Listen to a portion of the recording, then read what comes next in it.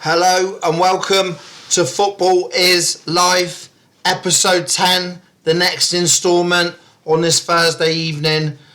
Talking live now as European teams, English European teams are in action tonight in the Europa League. I've just come on camera and I can see that there's English teams are doing well this week. Unbelievable so far this week. We've got a roundup of the European games. The Premier League game, which of course we know was interesting watching this now, and a little look. Obviously I'm not going to see the results of the games tonight, but left them at about 70 minutes in, so got a good idea of how those games are going on. We're also going to talk about tactics, which I touched on last episode, which about, is it stifling maybe creativity, and yeah, just a little look at a few stories that's come up. It's been a bit of a quietish week, but a few stories that have come up in football. And then finishing off tonight, rounding up with the Premier League predictions for a weekend. A big weekend of Premier League football, knowing what we know this week of how Man City are coming strong and what's happened to Arsenal in midweek this week. So a big weekend and a big North London derby on Sunday. So yeah, really good episode. Loving coming on. Great to be back on camera talking about football. Football is live. Make sure you like, comment, subscribe. Come on, it's free to do. Get involved and let's crack on straight on into the episode, okay? First port of call obviously has to be the Champions League and Newcastle's stunning away performance at Karabag. Yes, we said straight away, didn't we? It was a good draw, a favourable draw, but you've still got to go miles and miles away in Azerbaijan and go to Karabag. I mean, I know they've not had a great European campaign and they were bottom of the group and Newcastle got a great draw, but to go there and get 6 goals is an incredible first leg away from home, and it's never easy wherever you go in Europe, but I think with Newcastle and what I've seen so far of the Forest tonight, the Premier League is really, really showing its strength, and it shows its strength at this crucial time. And we kind of see, the quality and the quality players that we've got in the Premier League producing on the European stage. So, what a result. I just first will say as well, Anthony Gordon, 4 goals in a European game away from home is not an easy thing to do, and he was quality, and that's been a long time coming for Anthony Gordon. We've waited to see something like that. Yes, we can say it's against inferior opposition and he's not been doing it regularly enough, assists and goals in the Premier League for a little while, but unbelievable and a great, Newcastle are through. We can say it looks like Nottingham Forest are through. Crystal Palace got a bit more work to do by the looks of it in their second leg, but as far as the European roundup goes in this episode, it's been a quality week for English teams as it looks at the moment, and yeah, they've all then got to come home and finish the deal, which they're gonna do. So unbelievable, great for Newcastle, Nottingham Forest and Crystal Palace. I've tuned into a little bit of the Forest game, seeing that Igor Jesus has got another goal, is a striker that I really rate. And Morgan Gibbs-White, who's been a big player and just seems to get better all the time. Big player for Forest, isn't he? Get a goal, get the 3rd goal in Fenerbahce now. That's it's a tough place to go. Even I thought, Fenerbahce could win that at home. They're 2nd in the Turkish league. Good home form this season. They've still got some players of real note. They've got like Guendouzi, Kante, Asensio. So, that result, is that like first manager bounce, or is this a sign of Forest players letting the handbrake off after Sean Dyche has gone, relief that Sean Dyche has gone, maybe the new manager in Victor Pereira, and they've bounced straight back? And, let us know your thoughts. Is it a one-game manager bounce, or is this something that, Forest are going to build on for Premier League survival? So, yeah, we'll see. But that result, not many would have said go to Turkey. And, Fenerbahce ain't a bad side. But, again, the difference in class of Premier League teams to some European teams where, the Premier League shows its teeth. Forest not having a great season, 4th manager of the season, and they've gone over to Turkey and dominated. At 3-0 when I've left the game, we know that Fenerbahce could get a couple of late goals and it could be very different. But, to what I've seen filming this, a brilliant result. And Crystal Palace currently drawing with Zrinski as I left it. And, they would take that all day long. Maybe if they can grab a with and then back to Selhurst. Little European roundup to start the episode off, and English teams doing well again. And then obviously now the big one, we've got to round up the Arsenal game last night. I mean, what happened there? If I was Mikel Arteta, first and foremost, I would be fuming. I think Arsenal didn't play well. They weren't even great first half. They weren't brilliant getting into a position of 2-0 up. But you're 2-0 up at the team bottom of the league, not really playing for anything now but pride. And I said, as soon as the Bueno goal went in, I said, Hansipe has just let him shoot and not got out to him and pressed, and lazy defending from Arsenal. And they just looked tired, lethargic, like they could just maybe coast through it, thinking there's a bigger game on Sunday, save our legs here, and players just dropped off. But I can't see how there was pressure on that last night. And pressure, there's always pressure, obviously, but not pressure at 2-0 up at Molineux against the bottom team. Like, the pressure should have gone. They should have been relaxed. They should have been working hard. But they just allowed Wolves back in time and time again. And Wolves, fair play to Wolves. I mean, first 20 minutes I thought Wolves looked diabolical. I thought it's going to be a walk in the park. But credit to Wolves. What they did is they bullied Arsenal a little bit and they made it a physical game, and they were up for any fight, any duel, any battle, started to win them. And even after doing that, they went 2-0 down and then produced the comeback. But I mean, shocking from Arsenal. It's really not good. A 9-point lead with a superior goal difference. We're now 2 points, City win their game in hand. And I mean, City have got to play Arsenal. And I mean, can we really see Arsenal throwing this away? A few weeks ago, you would have said no chance. But now, really is up in the air. And I mean, who is going to win this Premier League? Who wants to win it, I think? Because at the minute, Arsenal just don't look like they want to win it. Maybe that belief of confidence of getting over the line for the first time for a few of them is what's holding them back. But I just thought the players and Arsenal, they let themselves down last night. And that was the key. It wasn't that Wolves came back into it. I think at 2-0, Arsenal should have just carried on. I think they thought they had it won. 2-0, game's over. We can switch off. Don't have to press. But Wolves produced a miraculous finish from Kinder Bueno. And then, just the goalie. I mean, we don't know categorically whose fault it is. We can't hear any communication. But it looks like if the goalie comes out and he wants to catch it and take it off Gabriel's head, he has to be the communicator to stop that happening. And if he hasn't, he's massively at fault. If he has, and then Gabriel's thought, well, I'm still going to take it on myself, I'm still going to oink this out of the area, then it's more Gabriel to blame. But Gabriel seemed to be fuming, and he was pointing his frustration at Raya. So I wonder if he's just not communicated. And I mean, it was a calamity. It really was a calamity. A goalkeeping error, and Wolves with a late equaliser. I mean, Pepper be sat at home in his living room thinking, aye, here we go, we're in it.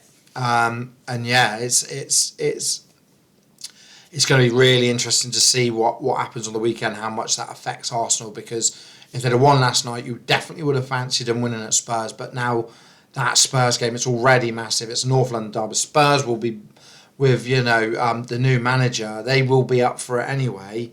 And Arsenal are going to have to put their big boy pants on massively on Super Sunday and produce something, or else it's turning sour very, very quickly. So let us know in your comments. Obviously, like and subscribe. Come on, follow the channel. It's free to do, but give us your comment. Who, at this point in time, who is winning this Premier League? Is it Arsenal, Man City, or another? Could another team rise? But I don't think it's between the two. Who is going to win it? Man City or Arsenal? A month ago, we would have said Arsenal all day long. Now we're not so sure. So Big times ahead, yeah, big times ahead. And Arsenal fans, are you a bit worried? I would be. I didn't see this coming. Didn't see them not winning at Molineux last night. So shocking. Okay, a couple of other things. Just a few things that have been in the news. It's been a fairly quiet week and quiet week on games. So, I've been thinking, what can I talk about in the episode this week? And just one thing that came out that I think is interesting with the Newcastle situation. That Newcastle are playing well. That they're getting results and they're in a good little moment. But yet another player with a story saying he's unhappy and wants to leave.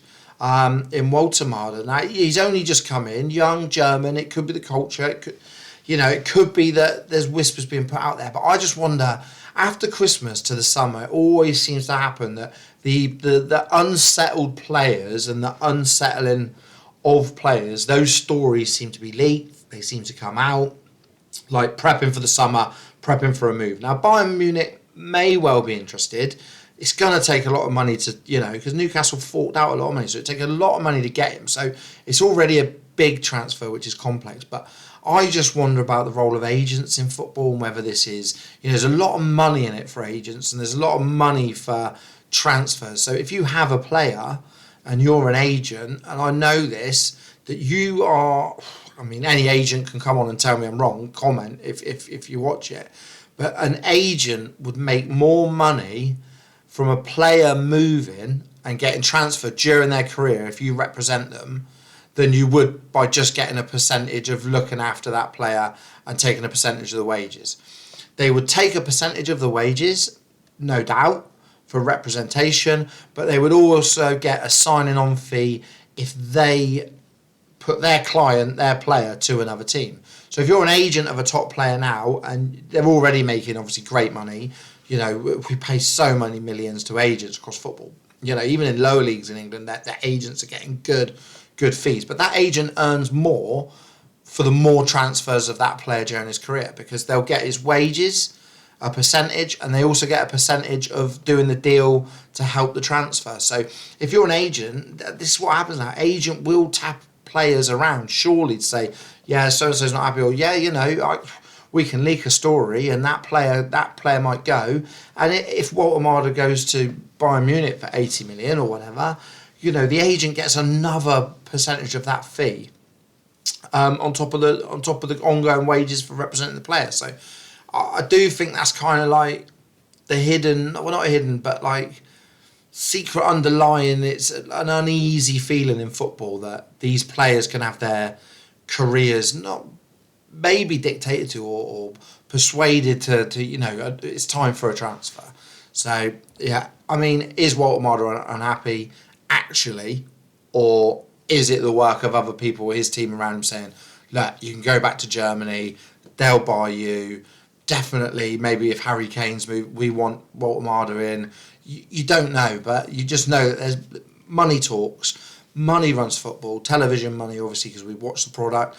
Agent money, they're dictating the transfers. So yeah, just one that I wanted to highlight. And I'm not getting at agents. They're in a good job at the right time in football, where everybody's highly paid because it's such a source of entertainment across the world. So it's what happens. But should there be more rules maybe to prevent agent fees, or more new rules to prevent agent fees and transfers? I don't know. I guarantee you, if an agent, by law, legislation and rule from football associations, UEFA, if they didn't receive a penny of any transfers, would we see less unhappy players and less transfers? I think we would. So just a little thought on that one.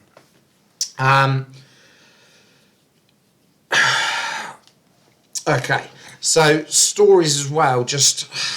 Well, it's not a story, it's confirmation of,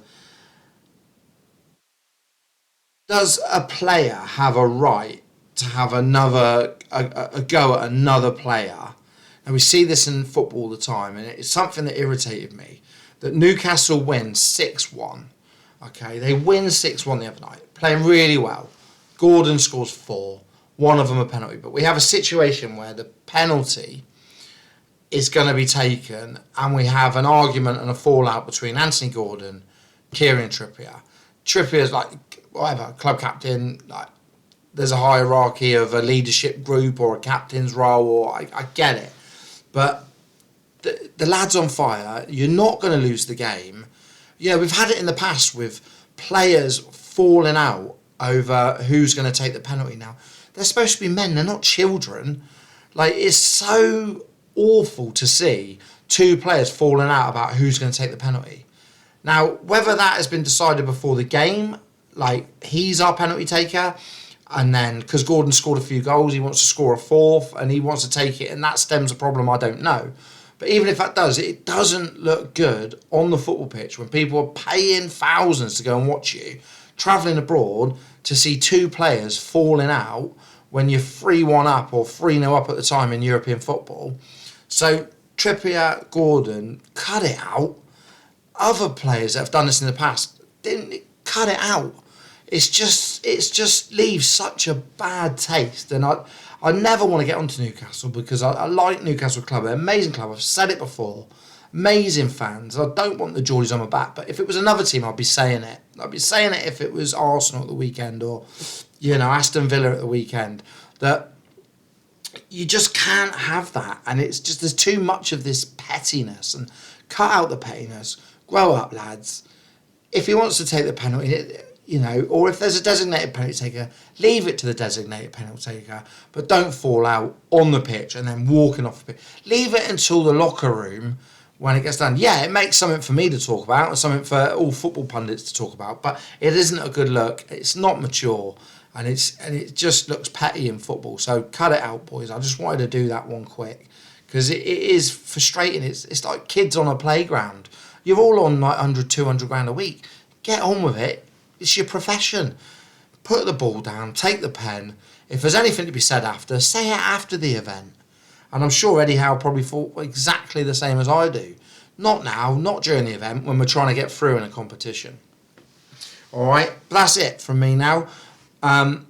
All topics covered that I wanted to talk about in this episode before the weekend. The last thing we've got to do, all right, return on Monday, okay? I'll be putting another episode out on Monday, and I will be doing a Premiership Team of the Weekend. That will come back this weekend, where I'll put my Team of the Weekend out. Now, look, the predictions are hard, okay? There's ways I look at football betting or football predicting, but that's more statistic-based. You know, I'm not going stat-based into every game, okay? These are more on a hunch and more predicting on a hunch. You know, my little trebles or accumulators that I do at the weekend, I look into it, I write the form down, the home form, the away form. I look to try and pick the best homes, the best aways, etc., like we all do. These are just little Premiership, you know, fancies. Take a few teams out. If I fancy a goal scorer in it, pick it up, use it. Really, that's what it's all about, okay? But it's just, you know, my history of being in football, you know, putting a lot of players through into professional football over the last 15 plus years. So it's just the way I look at football, and I think, right, they're on a good vein of form. They might have a trouble, you know, they might not be well in their camp. They're, you know, little things like that. I think, okay, I look at like team and squad flow and get a feeling for that. So we have games on Saturday, games on Sunday, okay? I think we have 9 games in total on the Premier League this weekend. I think we have 5 on Saturday, possibly, and 4 on Sunday. So I'll do the Saturday games first and then the Sunday games, right? And then just give a little score prediction, like I do every week, for people that are watching, all right, that take something from it. So the first game we have is Aston Villa v Leeds. Now, probably one of the hardest ones to predict. Like, Villa results have been up and down, okay, and Leeds are on really, really good form through in the cup. You just know they're in a good place, but I just feel like I know Leeds are having a great season, but I cannot back against Aston Villa at home, Premier League. I still think they have that quality, professionalism, experience, even though Leeds will give them a game. So Aston Villa 2, Leeds 1 is my first prediction. Next one is Brentford v Brighton. Brentford at home, not Brighton.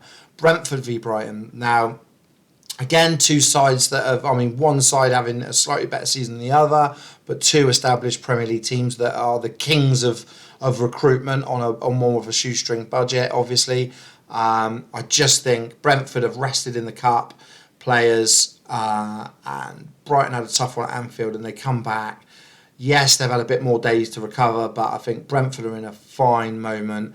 Players back, Thiago back. So I fancy an Igor Thiago goal. That's my first one. Obviously, having a great season, being touted around as going to another club in England. But he looks the real deal. And I think Brentford 2, Brighton 1. Chelsea v Burnley. I'm sorry, Burnley, but it's been hopeless away from home. Fancy Chelsea strongly. Chelsea in a good moment. This is my one where I think this could be goals. This could be big goals. Okay. I do fancy Cole Palmer to get another goal, and I do fancy Enzo to get another goal.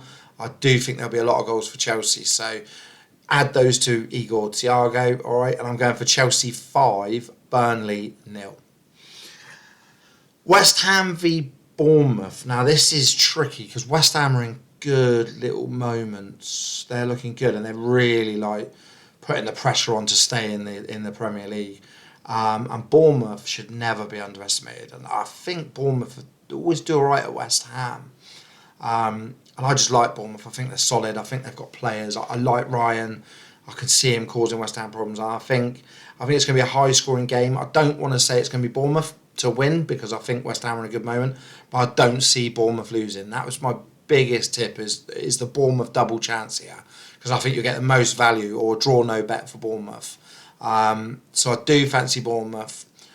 I would love to see Ryan score again and keep this. That's not an official, don't quote me, not an official tip, but love what I see there. And I like Junior Coupe as well, and I just think they've got some players, Bournemouth, that can hurt. But I think West Ham will be spirited, and Nuno's got them. He's got them. So we're going to go for goals at the London Stadium. West Ham 2, Bournemouth 2. And then the last one on Saturday night, I believe it's 8 o'clock, is a massive one for this title now. It's Man City v Newcastle. Newcastle in decent form. City just beat them comprehensively in the Cup.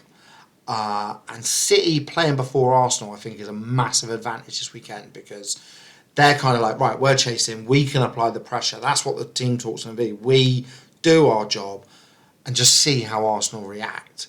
And I think they will do their job. And I think they will see how Arsenal react.